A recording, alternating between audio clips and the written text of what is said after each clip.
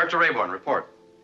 I'm required to make a security confirmation. When I call my ship, if you list your personnel, cargo requirements, any special... Imagine a television network pulling one of its own episodes off the air, not because it flopped in ratings, not because of a lawsuit, not because of bad acting, but because the content was considered too dangerous, too dark, or too controversial for audiences to handle. Now imagine that same network doing it not once, not twice, but repeatedly, targeting episodes from one of the most beloved science fiction franchises ever created. That franchise is Star Trek, and the network that kept pulling the plug? The BBC. Here's what makes this genuinely strange. Star Trek was supposed to be a show about hope, about a future where humanity had finally figured things out, where different species cooperated, where exploration replaced conquest, where science and reason triumphed over fear. And yet, buried inside that optimistic universe were episodes so unsettling, so morally confrontational, that broadcasters decided the public simply wasn't ready for them. Some of those episodes still carry a shadow of controversy today. So what exactly did these episodes show? What ideas were so threatening that entire nations were shielded from them for years, sometimes decades? And what does it say about us that we banned stories about the future because they held up a mirror to the present? Stick around, because we're about to find out. Before we dive in, if you're the kind of person who loves digging into the hidden history of pop culture, you're in the right place. Hit that like button, subscribe so you never miss an episode, and drop a comment below. Do you think television networks were right to pull these episodes, or did censorship do more harm than good? We want to hear your take. Now, let's get into it. We start in 1966 with one of the most quietly disturbing episodes the original Star Trek ever produced. The Enterprise receives a distress call from a planet that shouldn't exist because it looks exactly like Earth. Not similar, identical. Same geography, same cities, same mid-century American suburb aesthetics. Captain Kirk leads a landing party down to investigate, and what they find is silence. The streets are empty. Buildings are crumbling. There are no adults anywhere. Then a man lurches out of the shadows. His skin is covered in grotesque purple lesions. He attacks the crew, collapses into convulsions, and dies on the ground in front of them. And then a child appears. Her name is Miri, and she calls Kirk and his crew grups, her word for grown-ups. She's terrified of them, because in her experience,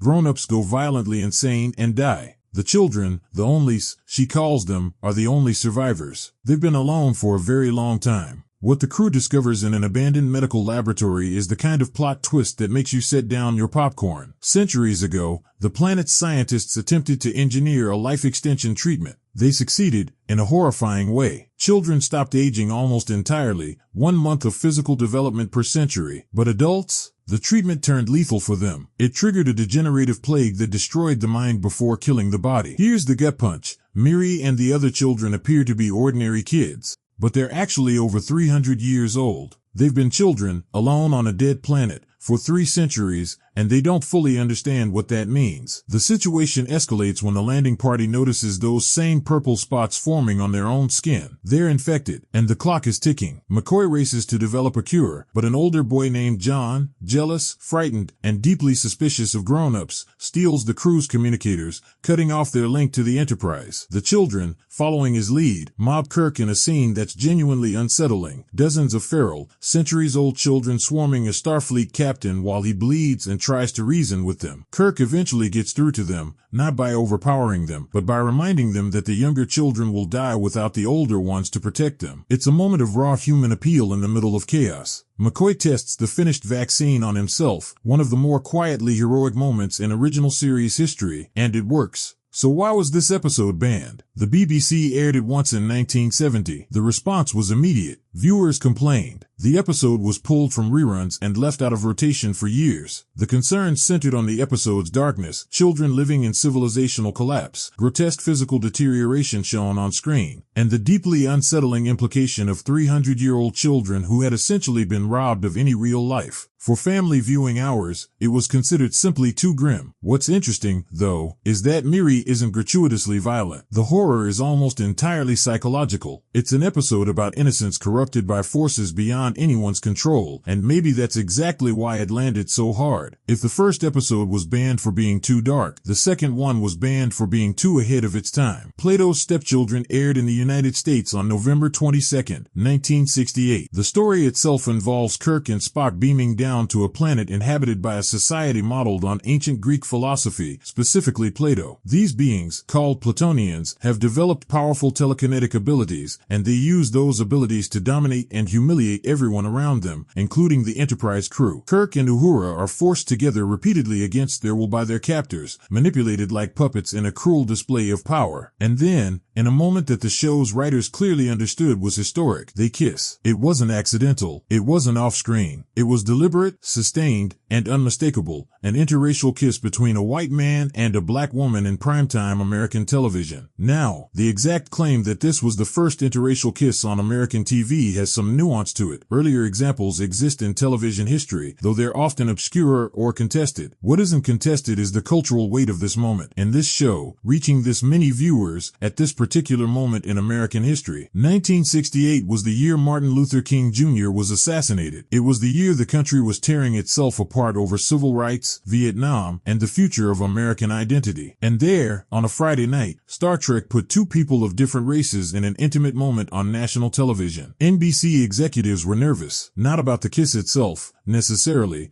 but about how certain affiliates in the American South might respond. Remarkably, the backlash was minimal. Viewers seemed, on the whole, more ready for that image than network executives had feared. But the BBC saw things differently. When the episode went to air in the United Kingdom, they declined to broadcast it at all. The official reason given was that the episode was excessively brutal. The Platonian sadistic power games, the humiliation of the crew, the sense of total helplessness. There are scholars and fans who believe the real concern was different, that the interracial kiss was the actual sticking point, though this has never been officially confirmed. Whatever the true reasoning, the episode was withheld from British audiences. The actress at the center of that moment, Nichelle Nichols, spent years after Star Trek using her platform in ways that went far beyond entertainment. After the original series ended, NASA approached her to help recruit a more diverse class of astronauts for the Space Shuttle program. She accepted, and the campaign she led helped bring the first black and female astronauts into NASA's ranks. A moment that began on a television set in Hollywood rippled outward into the actual history of human spaceflight. The third episode on our list is perhaps the most psychologically intense of all, and the one that, even by today's standards, lingers in the mind long after the credits roll. Whom Gods Destroyed begins simply enough. The Enterprise is making a routine delivery, a shipment of advanced medicine to Elba 2,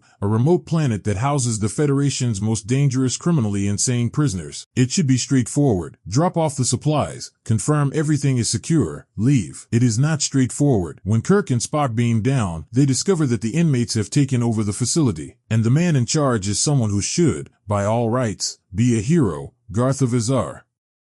Former celebrated Starfleet captain, a figure of legend, studied at the Academy for his tactical brilliance and his courage under fire. Now he is completely unhinged. Garth believes, with absolute conviction, that he is destined to rule the galaxy. He has somehow developed the ability to shapeshift, to take on the appearance of any person he chooses, and he has turned the asylum into his own personal theater of cruelty, where the other inmates are his audience and his props. What makes this episode so effective and so disturbing is that it doesn't rely on conventional action-adventure tension. The danger here is psychological. Garth is brilliant. He's manipulative. He uses the language of heroism and destiny while committing acts of casual, almost bored cruelty. In one scene, he murders a fellow prisoner, not in a moment of rage, but to make a point, to demonstrate calmly that he can, that no one around him is safe. That power, in this room, belongs entirely to him. The episode's climax pivots on a question of identity. Garth shapeshifts into Kirk. Now there are two Kirks in the room, and Spock must determine which one is real. It's a test not of physical strength but of knowledge, trust, and the kind of bond that develops between people over years of shared experience. Logic, in the end, is what saves the day. Spock knows his captain well enough to see through the imitation. Order is restored. Garth is subdued and treated. But the BBC didn't consider this a comfortable episode for family audiences. The combination of madness portrayed with psychological depth, the casual murder, the atmosphere of confinement and control, and the feeling of genuine helplessness that pervades the episode, all of it added up to something they deemed too disturbing for younger viewers. The episode was pulled. It's worth pausing on that decision for a moment. Whom Gods Destroyed doesn't glorify madness. It doesn't present Garth's worldview as correct or appealing. If anything, it's a careful, nuanced portrayal of how brilliance and heroism can collapse into something terrifying when the mind turns against itself. It's the kind of story that might provoke important conversations about mental illness, about the nature of power, about how we treat people who have lost their way. Whether that made it more or less appropriate for television in the late 1960s is a question worth sitting with. 3 episodes. 3 different reasons for being pulled from the air. 1 involved children and psychological horror. 1 involved a kiss. 1 involved a man who had lost his mind in a place designed to hold people who had lost theirs. What's striking about all 3 is that none of them are gratuitous.